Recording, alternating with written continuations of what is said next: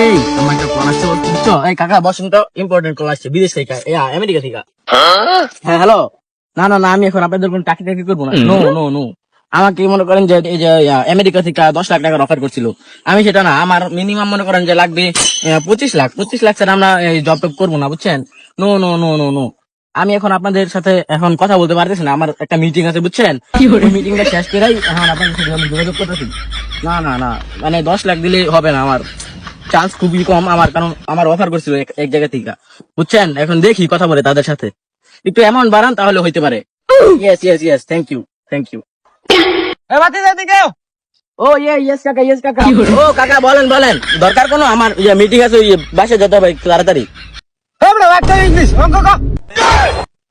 ও বেটা তুই বেটা অঙ্কটা বাদ দে বেটা, গণিত কর, অঙ্কটা বুঝি না। এই চুপ, এক্সকিউজ মাউথ। বাতিজা কারা ফোন দিছেন? আরে কাকা আপনি জানেন না, আমারে আমেরিকাতে ফোন দিছিল। কি কর না কর, আপনি কোন কথা আপনারা জানেন না এইসব বিষয়। বাতিজা কল তো আমার হইছে, ভাই তো তোমাকে আগে ফোন দিছে। আরে কাকা কি কর, নো নো নো, ভাগ্য